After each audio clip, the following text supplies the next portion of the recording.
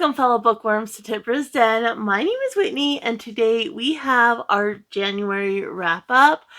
January was an okay month, I think. I'm definitely trying to take it a little bit slower this year, and I didn't ever force myself to pick up books in January, and I did pretty good. We had started with 10 prompts, and then I had no rollovers, which was fantastic. I ended last year clearing the slate. Love that. I did add on 4 extra 2 books I had gotten for Christmas. One book my husband and I are reading together, and then an ARC I had gotten from a Goodreads giveaway. I had added those on. And so I did end up reading 9 books. 2 books on top of that I read partially, so there was only 3 books I did not get to at all in the month. As far as stats go, I read 3,753 pages. Physically, I read 9 books. I did not have any digital, any audio, so there's no audio hours. Fiction, all 9 were fiction. I had no nonfictions, but I did have 2 rereads.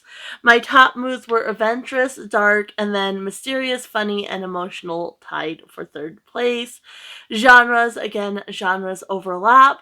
So some of the books fit multiple genres, but I had 4 fantasy, 3 thriller, 2 mystery, 1 middle grade, 1 science fiction, 1 romance, 1 literary, 1 horror, 1 crime, and 1 contemporary. One of the other ones I would consider middle grade, but I used Storygraph for the stats and it didn't consider it. So we'll go ahead and get into the books themselves. So if you are new here, the way I do it, I work from the books I didn't get to or I partially read up to DNFs, and then I work from the bottom up to the favorite book of the month.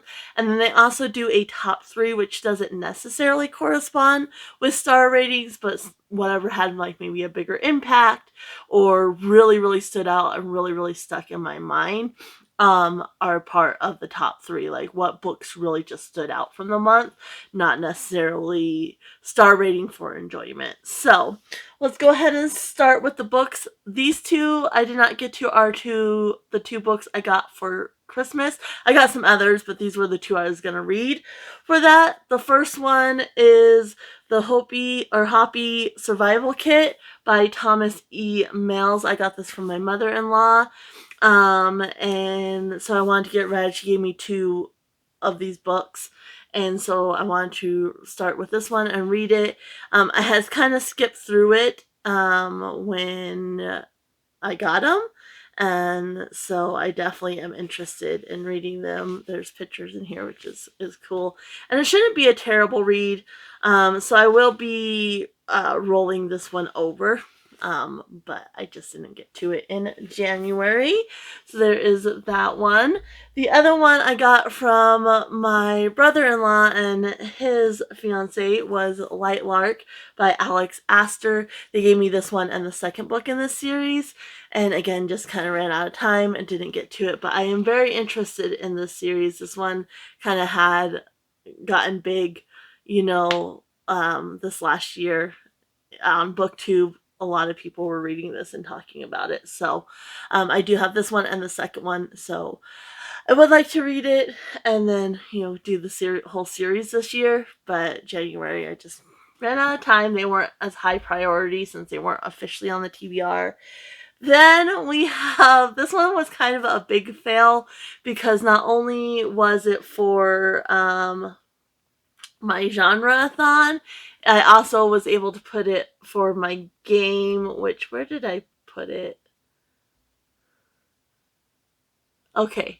So this one, I had pulled a purple disc, which this year is a completely free pick.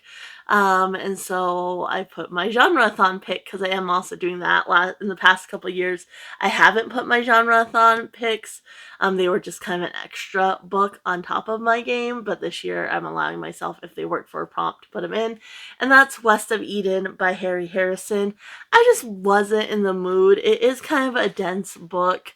I had tried to read this before and it was just a little bit over my head and I wasn't quite in the mood, and it was kind of the same situation. I really wasn't in the mood. I am still interested in reading this. I need to be in the right headspace for it. Otherwise it's going to be like I'm slogging through it. So I ended up just never picking this up at all, which, Genreathon, I considered not doing it this year, but I had some ideas for prompts, so I wanted to do it one more year. But yeah, in this case, the prompt was looking forward and looking back and looking forward or something like that, and to read either like a speculative history or alternate history or speculative book of some type, or like a futuristic book. And so that was my pick, because this is kind of what if dinosaurs never died out and they were intelligent and they kind of evolved alongside humans, what the world might look like.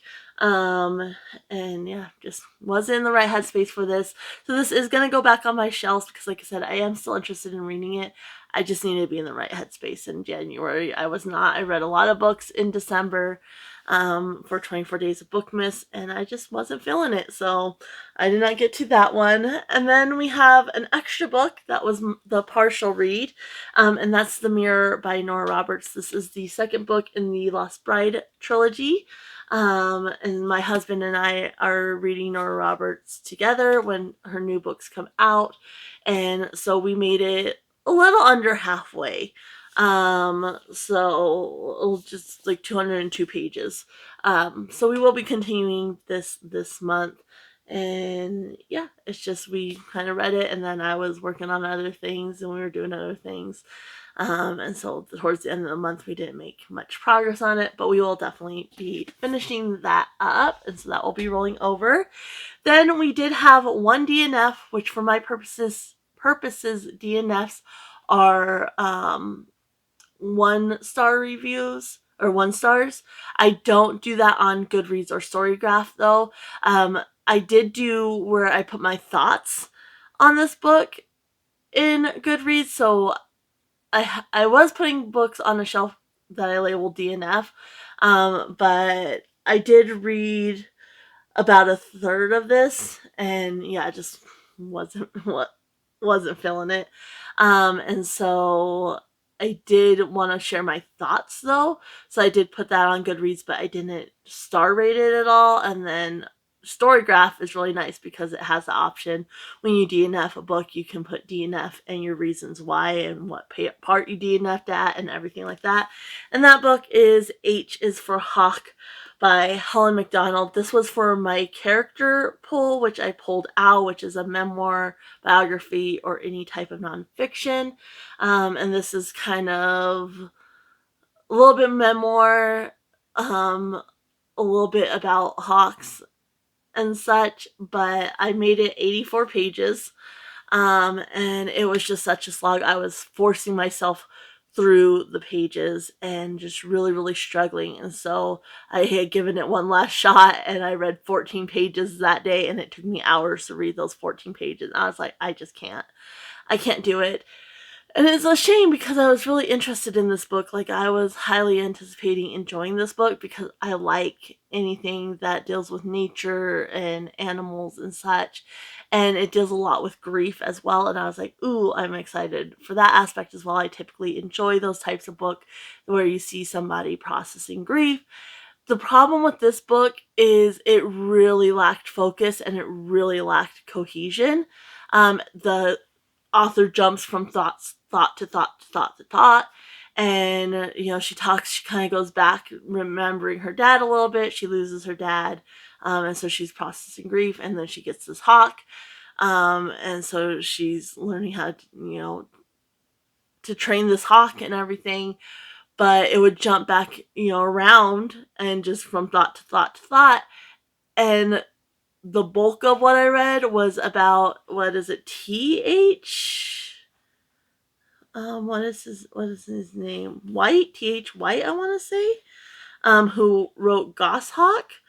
And it's like he was a big influence to her training this hawk.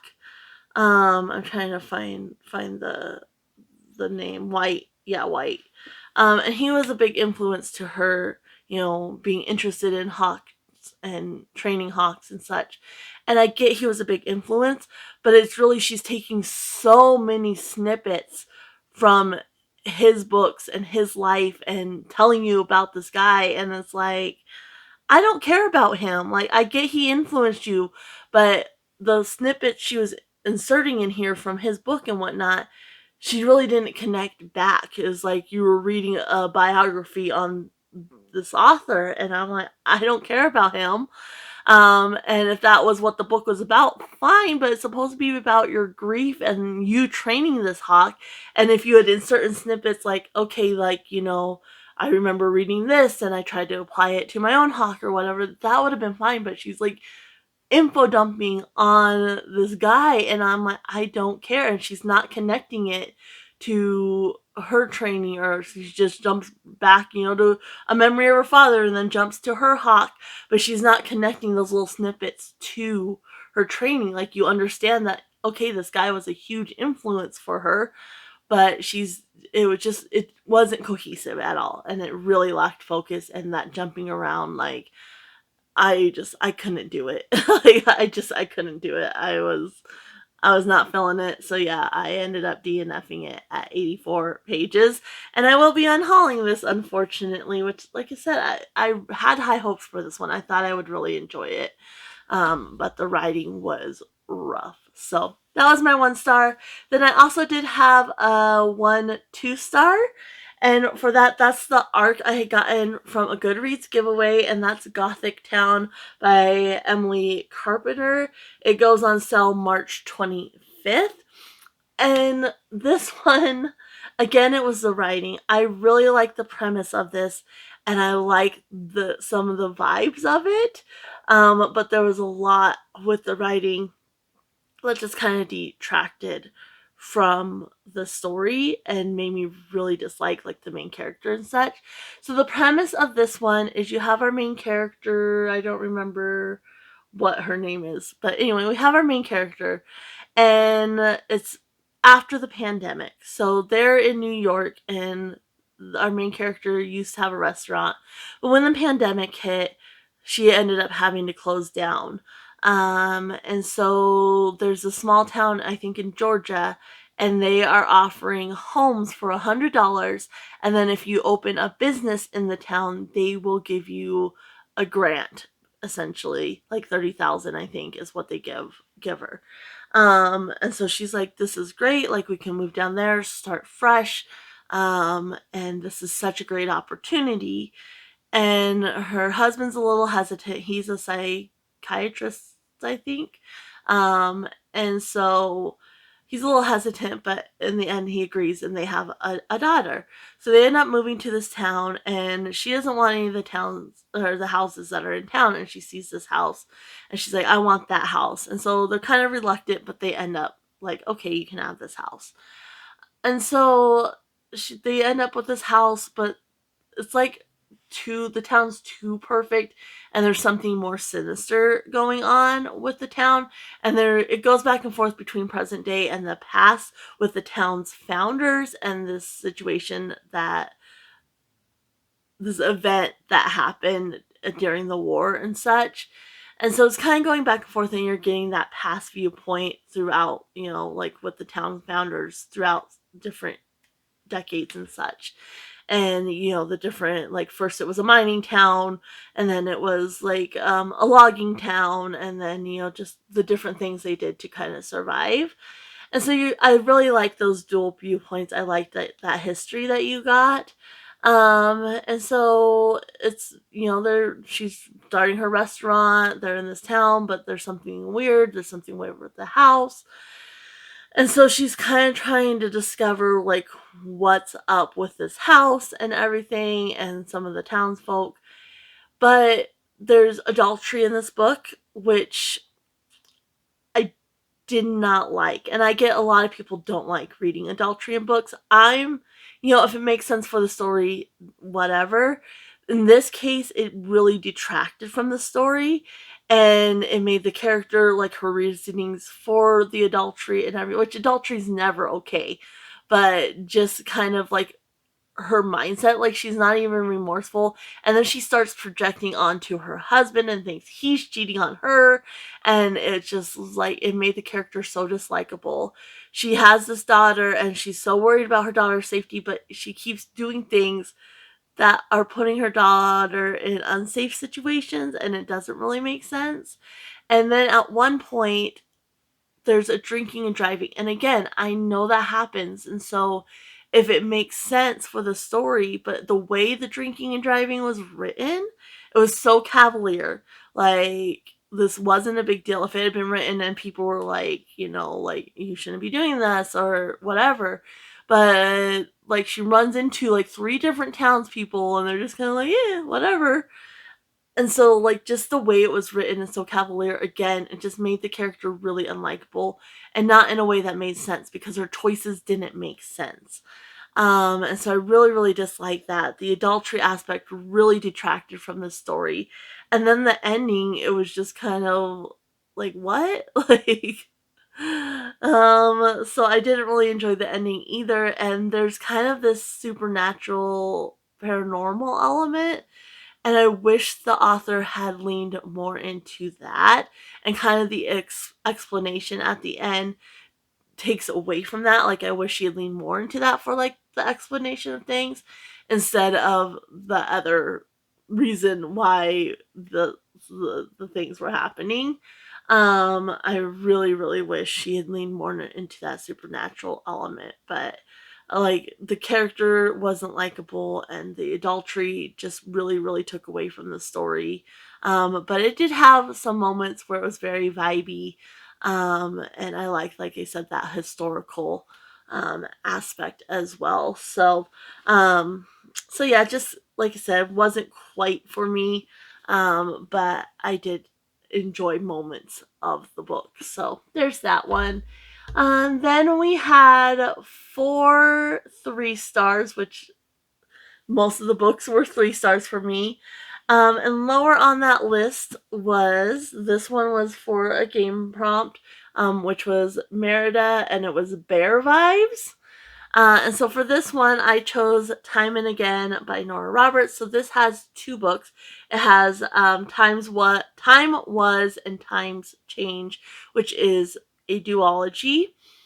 And this one, Bear Vibe, because they're like stuck in a cabin in the woods. So that's why it has the bear vibes and fits that. So basically, in this one, in the first book, you have Caleb Hornblower, and he's from the 23rd century. He is basically an intergalactic trucker. And so he's taking a shipment to Mars, and he's on his way home, and he gets diverted by a meteor shower and ends up, there's an uncharted black hole, and he basically like skims it, and it ends up shooting him into the past. And so he crash lands in this remote wilderness where our main female character, Libby, is staying at her parents' cabin.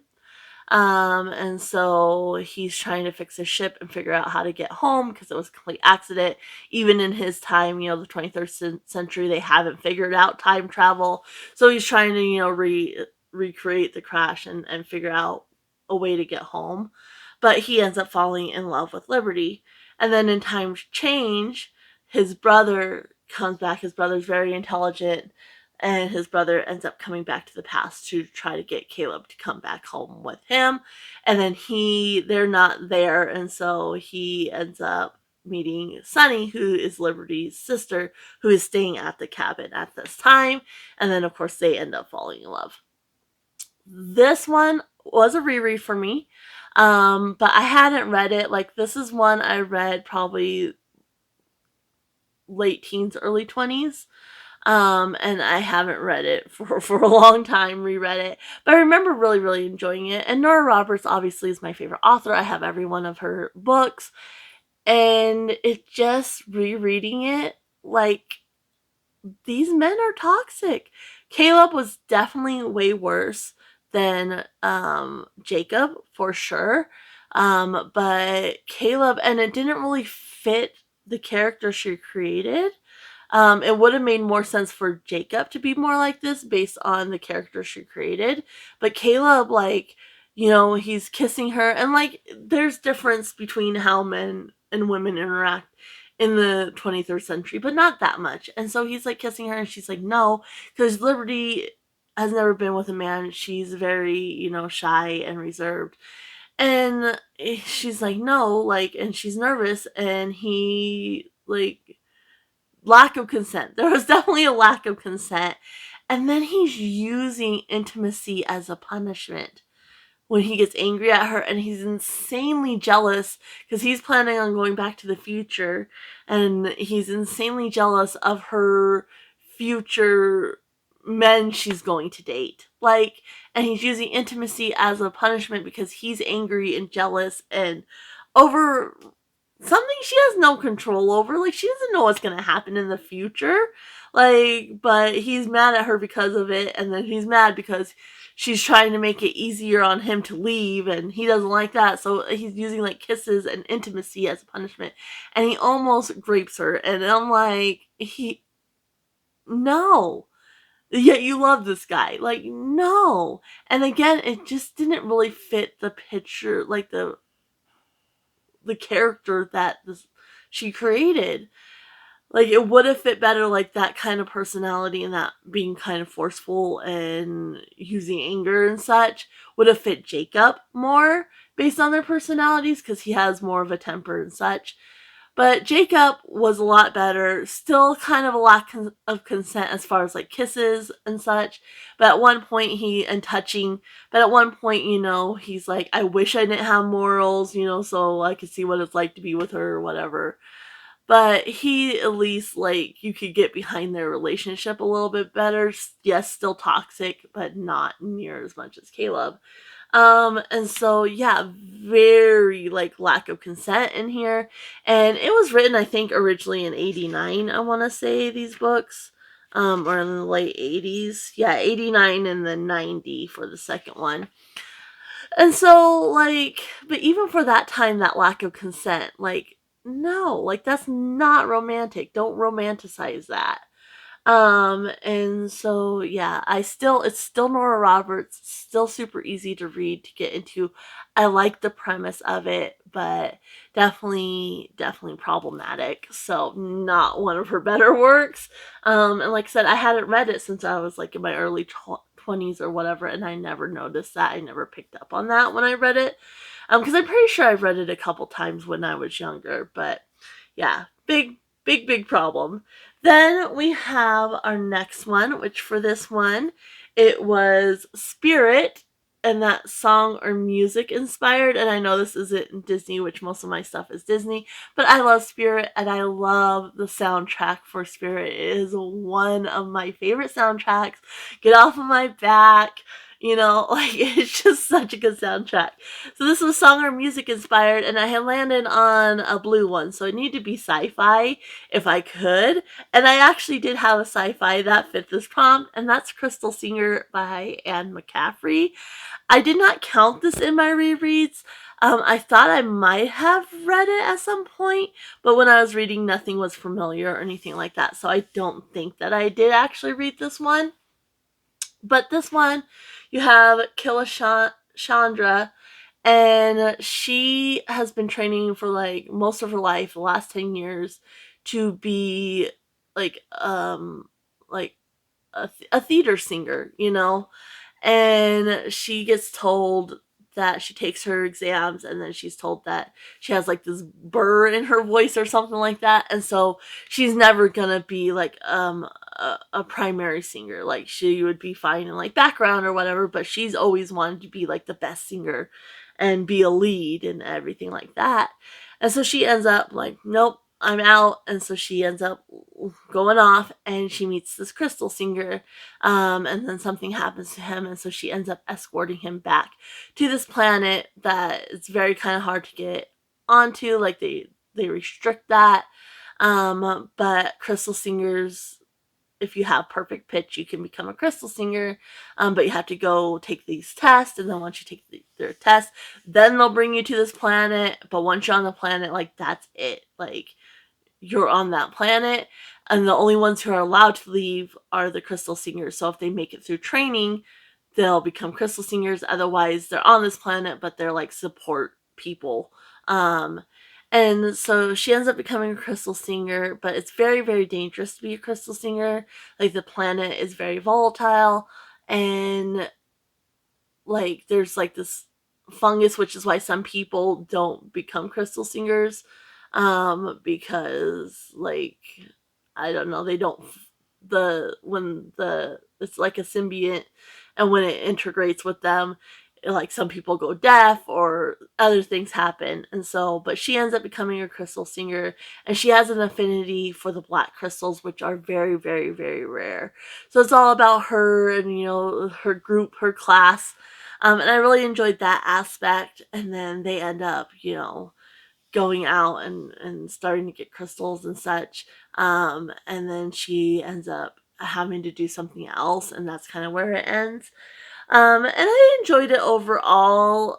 There's like romantic elements in here that, like the first one, when she's first with that first crystal singer, that makes sense for the story. It makes sense why she would be with him and then going on. But then there's two other romantic relationships in here, and they didn't add anything to the story. I didn't enjoy them. And so I didn't like that element.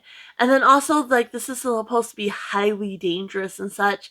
And she just gets through everything. Like, everything's really easy for this character. And so it really lowered the stakes. Like, this is supposed to be extremely dangerous and yada, yada, yada.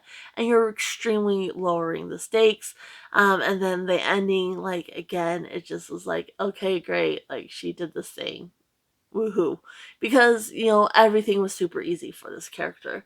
And so yeah, it wasn't bad. Like, I did enjoy my time reading it, but like those romantic elements and, like I said, the stakes, like they're supposed to be really, really high, but they really, really weren't.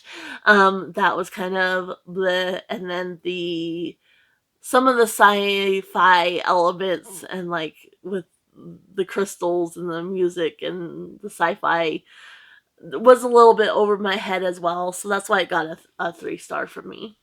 Then let's see here. Then we got this one was for okay. This one was Jack on the Beanstalk, or Jack in the Beanstalk, and it's on the run. It doesn't want to focus. Trying to get it where it will, but on the run. And for this one, I chose Run, Rose, Run by Dolly Parton and James Patterson. And this one, it was not written well. It was not written well. The writing was very not great. But I enjoyed it. Like, I enjoyed my time with this, and I find myself kind of still thinking about these characters. And so, like, especially the musical aspect, like, it's Dolly Parton. Like, she knows the music industry. And so that aspect was pretty good. It was the mystery thriller element that was not good at all. And it was very much like, she'd be, it's about, well, her name's not Rose in this one. Um, it is, I don't remember her name, but she has, like, some like very Annie Lee, I think. Yeah, Annie Lee. And so she's trying to make it big in Nashville. And so she starts by going to different bars and such, and then she meets this guy, and he works for like this big country singer who's no longer singing, but she still likes to record songs and such with a band, and so he works for her. He's like, "You've got to hear this girl. Her voice is amazing. Like, she has it." And so that country singer ends up taking this girl under her wing, but she has a past that she's kind of running from. And so the musical element, her trying to make it big and everything, that part of the story really, really worked well. It definitely felt very Dolly, which one of the things I like about Dolly Parton is she's just so unapologetically herself. And you kind of get her little bit of humor and such that comes through in here. It's very like diet culture-y, and like focused on looks at some point. But it was fun. Like I really enjoyed that aspect, but this mystery thriller element of this just like, and even the other part, like some of the writing was a little bit cheesy and not great, but that part, it was just like, why? Like, it's like she would forget, like, that this was supposed to be a mystery thriller, and like, oh yeah, like, let me throw this in. And so some of the things that took place, like, something would happen, and then you would just hear nothing about it. And then you'd be like, okay? Like, it didn't really make sense. Like, for example, like, I'm trying not to give spoilers, but this might be a little spoilery, so if you want to skip ahead, that's fine. But basically, she gets beat up by these two men in her hotel room, like, that's the first incident, and then nothing. Like you're like, okay, she's still in this hotel room. They still know where you are at, so, like, what the heck is going on? And like and then again, something else would pop up and you're just thinking like, what is going on? And then the ending and the way it kind of played out was a little bit like as well. But I really liked the musical aspect. I liked how you got that little bit of Dolly Parton humor and such. But the thriller element was not it. I was planning on listening because I got this from the thrift store, so I didn't get the CD that came with this, but originally it came with a CD that had the 12 songs from here. And I was going to see if I could find it on like Spotify or YouTube or something and listen to it, but I never ended up doing that. But yeah, I mean, I had a good time with it. It just wasn't really all that well written, and that mystery thriller element was not well done at all, but I still had a good time with it. So there's that one. Then we have the next one. So this one, what did I do? I think this was a free pick as well. Yeah, it was another free pick, so it was part of the game. And this was for my family's book club, and that's The Eyes Are the Best Part by Monika Kim. Um, and this one, I enjoyed it overall. It definitely gave me like the ick factor, which a lot of times books don't do that. Like even if it's supposed to, like I don't get grossed out. I don't get creeped out by things, but the whole eyeball element, and there's one point where she has this dream and it just gave me the ick. Like, ugh. And I love that. I love that part of it. And I really liked like you see our main character kind of devolve and like her transition into serial killer territory. But basically you have our main character, her father ends up leaving her mom and her sister and her. He ends up leaving, has another woman, and just is done. Then her mom starts seeing George, which is he's just a disgusting piece of human flesh. And has like this Asian fetish and like says gross things about her and her younger sister, and it's just gross. And she ends up starts fixating. He has blue eyes, and she ends up starting to fixate on his eyes and start having these dreams.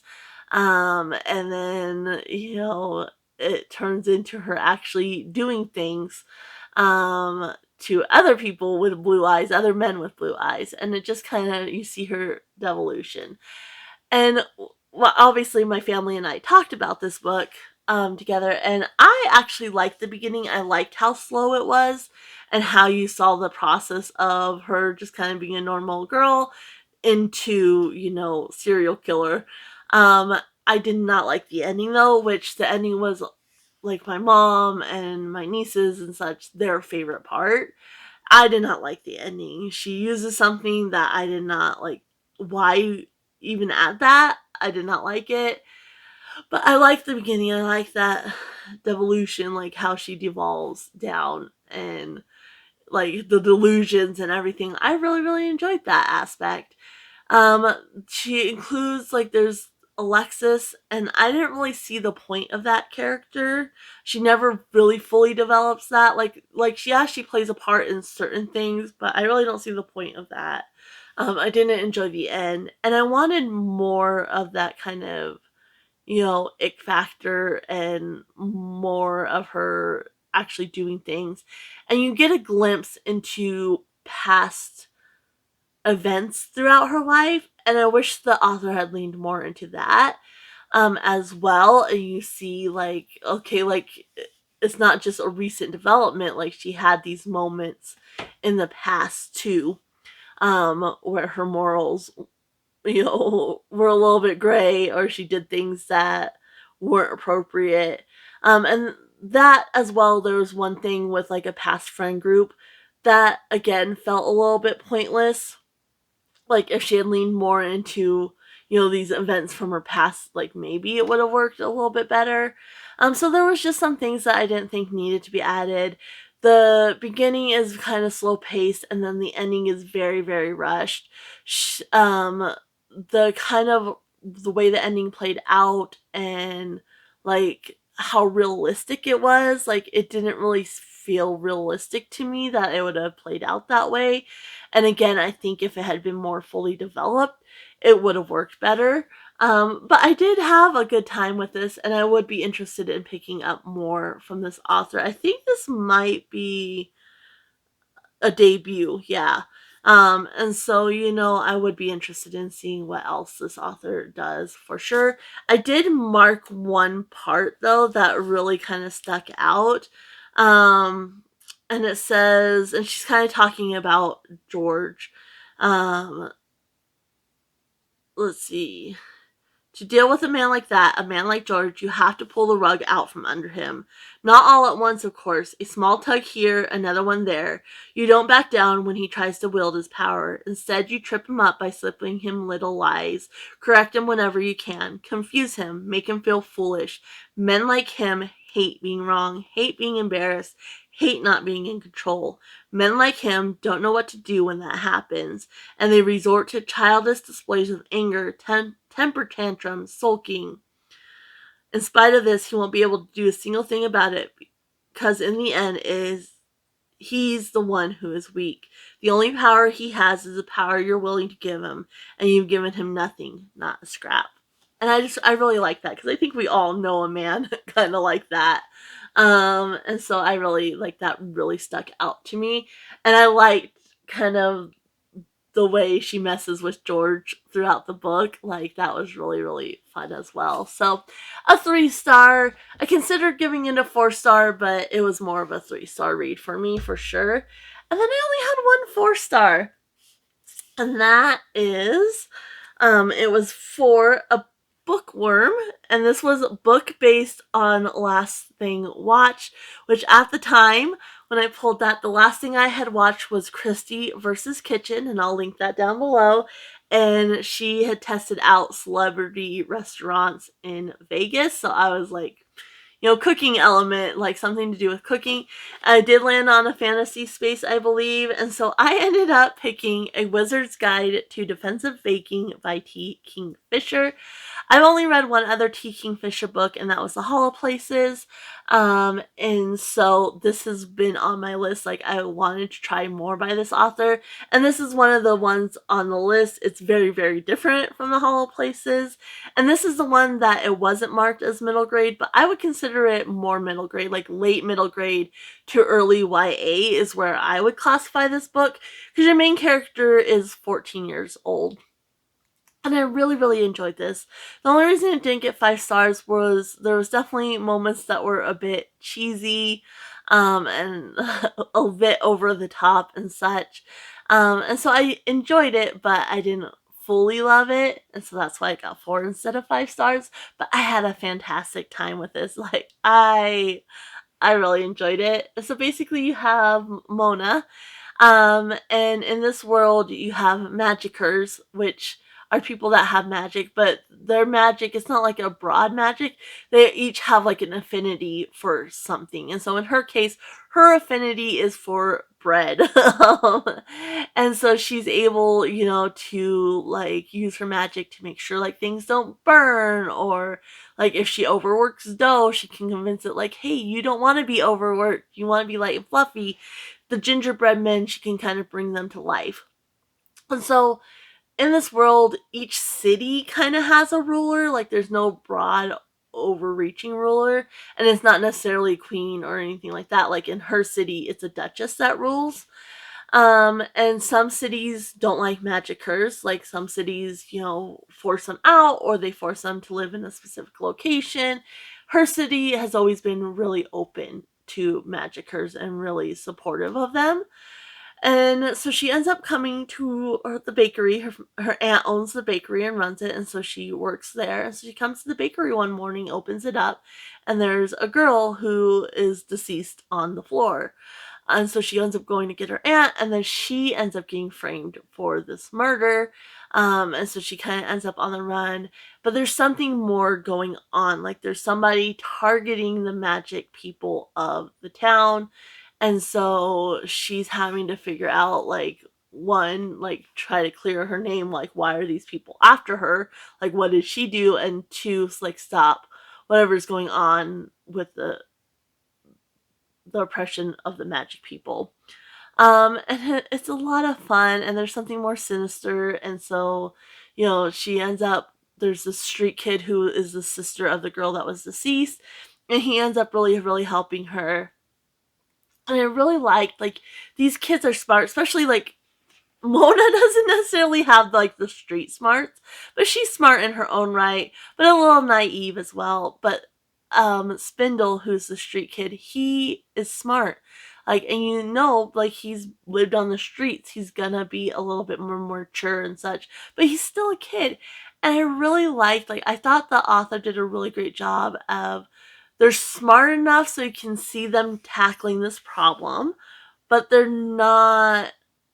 still kids. They still act like kids. And, like, Mona's multiple times, like, where's the grown-ups? Like, why did the grown-ups not do anything up to this point? Like, why aren't they stepping in to stop this? Like, where are the grown-ups?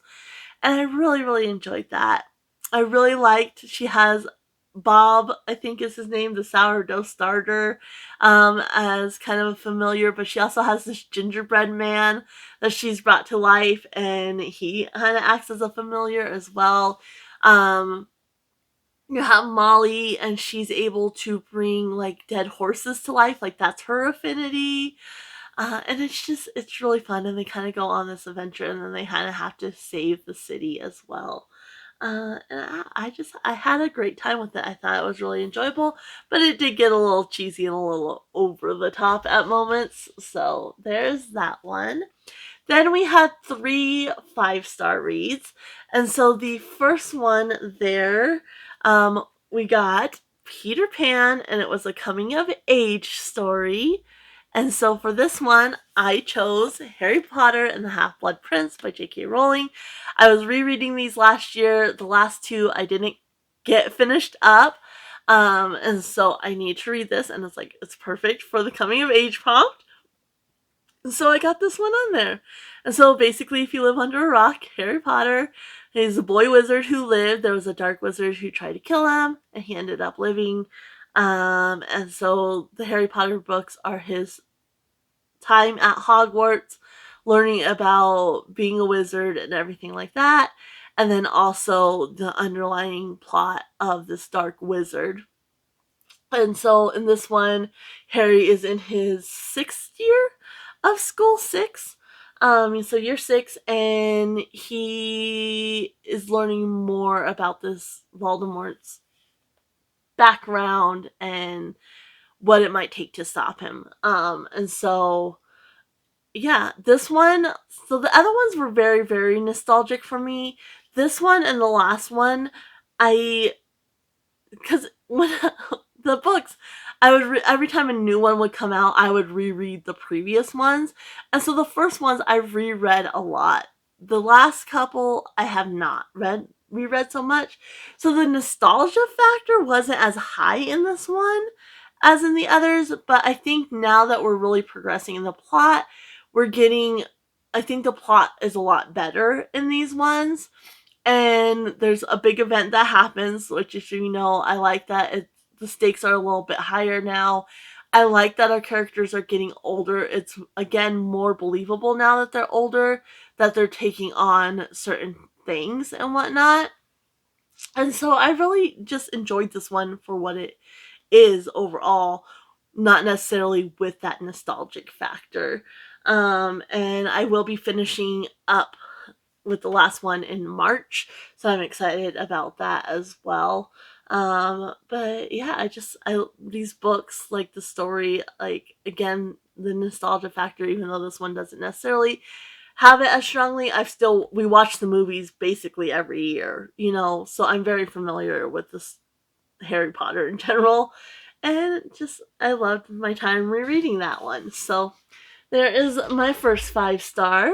Then we had, this was for Rabbit, and it's Why Me, a dramedy, because Rabbit's garden's always getting destroyed and everything like that. And so for this one, I chose A Man Called Uwe by Fredrik Backman, and it was between this and Anxious People by this author, but I went with this one because it just seemed to fit better. I love this so much. Like, I don't know really what I was expecting going in. Like, I knew, like, people, a grumpy old man and these neighbors move in, and hilarity ensues. But, like, the serious, like, heavy topics in this book, I really wasn't prepared for. So basically, you have Uwe, and his wife passes away, and so he's dealing with grief. And he doesn't want to be here on Earth anymore.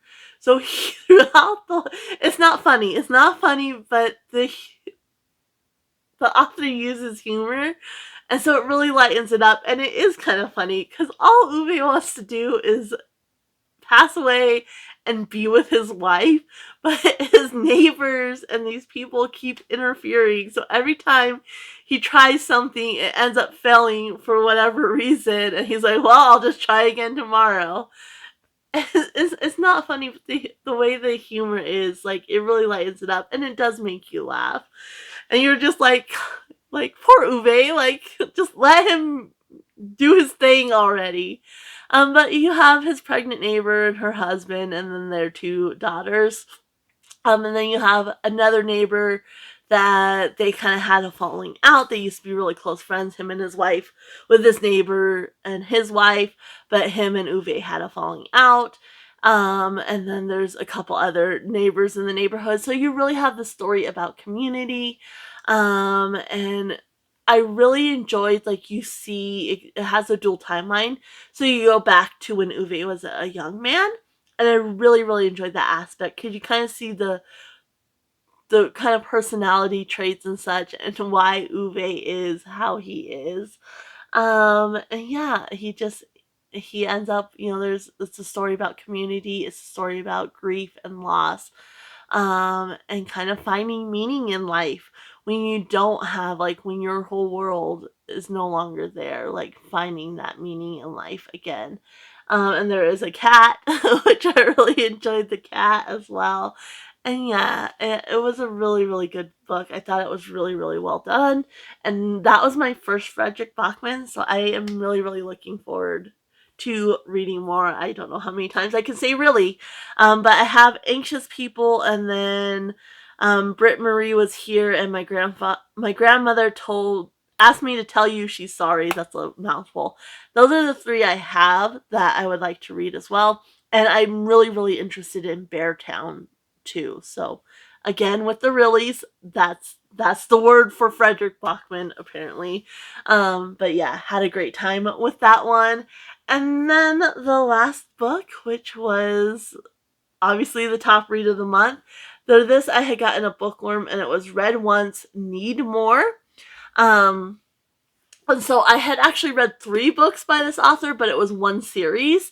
And I've been wanting to read more from this author because I love that. And that was the Regency Fairy Tale series by Olivia Atwater.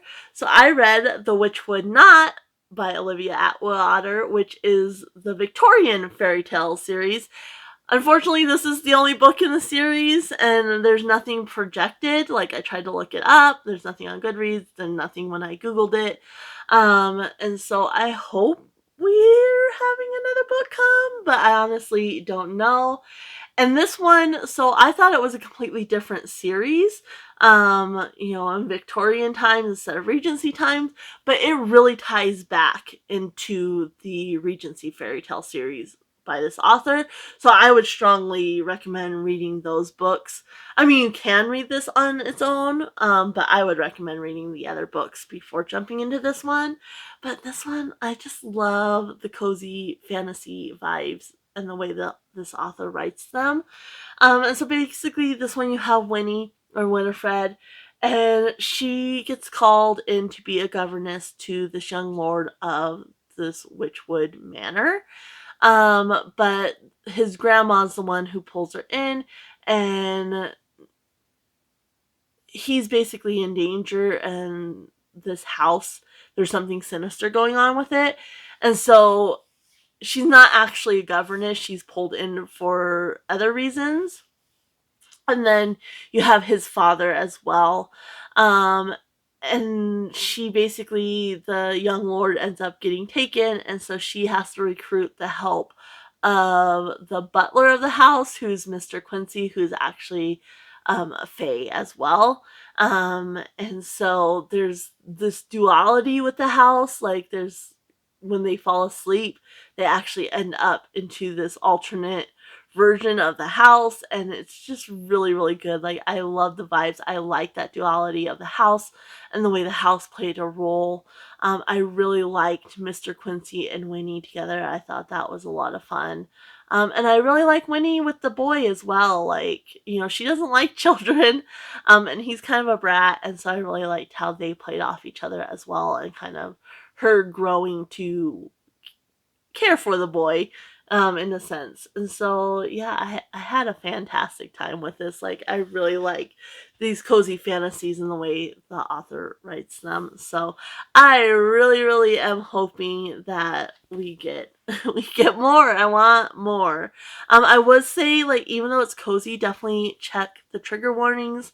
I read a little bit about them, and it does deal, with the boy's father is not the greatest men, and kind of pressuring, Winnie and unwanted advances, I guess. So yeah, I would say check trigger warnings in case that's going to be upsetting for you, if you're interested in this. And like I said, I would also recommend reading the others because it does reference certain characters.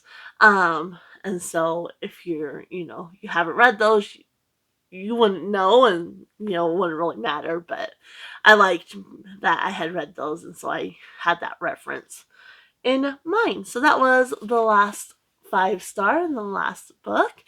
But we do have my top 3. And so in my number 1 spot is The Eyes Are the Best Part by Monika Kim. I like that psychological element. I liked watching her mind, kind of her delusions and her mind, and the process of her kind of becoming a serial killer. The ick factor, like I said, I don't get grossed out all that often, and with the eyes, like, it was really prevalent, and I actually really enjoyed being grossed out. And the family aspect, like, and you kind of have this question, like, her mom, like really, like, do you not care about your daughters, and why are you ignoring the red flags from this man and such, and the way her sister, like, she's trying to protect her little sister and such. I really enjoyed that aspect as well. Number 2 is A Wizard's Guide to Defensive Baking by Kingfisher. I love the baking element. Like, that's something I'm coming to realize the more books I read. When it has, like, a baking element, I typically really, really enjoy that. I liked that they were smart kids, but they were still kids. I really like that. And then the magical companions, because Molly has this horse, and then with Bob, the sourdough starter, and the gingerbread man and such. I really enjoyed the magical companions. And then A Man Called Uwe by Fredrik Backman is number 3. The character himself, like, I really enjoyed that character. I liked that, he was a bit misunderstood. There was a man, when I worked in the veterinary clinic, there was this man that would come in, and everybody else hated when he came in because he was very, very grumpy. But I enjoyed when he came in because I always made it my goal to make him smile. Like, that was my goal. If he came in, I tried to make him smile. And so I typically enjoyed, and I would get smiles from him. And so I like enjoyed that character, and it reminded me of this man when I used to work in the veterinary clinic. So there's that. I love the dual timelines. I really liked you got to see past Ube and how he was as a young man, and kind of him and his wife, and the things that kind of influenced him. I really love that. I love the community element, and I really liked how he had these heavy topics and the way he lightened them with humor. Like, I thought that was really, really well done. It wasn't like disrespectful to the heavy topics or anything like that, but it gave you that nice break in between, and I really enjoyed that. So those are my top 3. I did I did kind of go on a binge at thrift stores in January, so I did haul 129 books, but I also unhauled 49. And I got some from like little free libraries when I unhauled and such. And then, like I said, visiting the thrift stores. So I did add quite a bit, but a lot of them were books I was looking for or authors I was very interested in and whatnot. I thought about, so this year I'm going to be doing my rewards and punishments a little bit different. I didn't really do anything fancy with them beforehand. Basically, my punishment was whatever book from my TBR game I didn't get to. I would choose one, and I would need to read that before I started on my my next month's TBR. So in this case, it would be February TBR. But the books I didn't get to, like 2 of them weren't even actually part of my game, and the one that I didn't get to, I'm not wanting to read right now. I need to be in the right headspace for that. So I thought of what else I could do. And I also thought, my rewards, I use those if I want to forego a honey jar prompt, I can. I thought about maybe if I have a reward token, just using it for whatever suits me. So in this case, I could have used it so that book didn't count. I wouldn't get another reward, but I wouldn't get punished either. But I decided to hold on. I only have 1 reward token left, and so I decided to hold on to that. And so what I'm doing instead for my punishment, I have a lot of books that are unread. And so a lot of them, a big chunk of them are Nora Roberts, so I have read them before, but I want to reread them, so I left them on there. And so basically what I did is I did a random number generator for all my unread books, and I'll insert a clip here, but basically I have 1,523, I want to say, unread books that I want to get through at some point. Some of them are books I'm just collecting. Some of them are my Nora Roberts book. So technically I've already read them. But anyway, I did a random number generator and it got, I think, 152. I already can't remember. But yeah. And that was Golden Sun by Pierce Brown. So I will be adding this to my February TBR. And this is the second book in the Red Rising series, and I was actually supposed to read this a few months ago and ended up not getting to it, so it was the perfect one to come up, and it is a series I'm very interested in continuing. And so basically the Red Rising series is you have the Reds, and they're basically kind of the bottom of the barrel as far as people, and they're on Mars, and they're underground, and they're working hard, and they're basically told you're working hard to make a better life for people to live, and colonize Mars. And so they don't know, but Mars has actually been colonized and people are doing very, very well on the surface. And so they're laboring away to support that. And so there's kind of like the secret society, and they take, I forget his name, Darrow, and they take him and they want him to infiltrate the golds, which is the highest, the creme de la creme. And so in book 1, he kind of gets turned into gold, and then there's like this elite like school / competition setting, and so you have different factions and they're kind of all competing against each other, but it's like a school. And so that's basically book one, and so this is following kind of the events of book one, obviously, since it's book two. And so it says it's a trilogy, but I think right now, I think there's 6 books out, and number 7's coming out sometime this year. I could be mistaken about that. But yeah, this will be kind of my punishment, so I am going to add it to my February TBR. I'm not going to require myself to read it before I read anything else. I've already read one book, and I'm halfway through another book. But I will make sure I complete this by the end of the month. So if it's getting towards the end of the month and I haven't picked it up, I will make sure I prioritize that since it is a punishment book. But it'll be good to get this read as well. So that's what I am doing as my punishment since I didn't read West of Eden. I would love to know if you've read any of these books, if you're interested in reading any of these books. I would love to know that down in the comments down below. If you just want to let me know you're here and you're supporting the channel, you can always leave a rabbit or any type of animal emoji. And yeah, I'm going to go ahead and leave you guys here. Happy reading, everyone. Bye.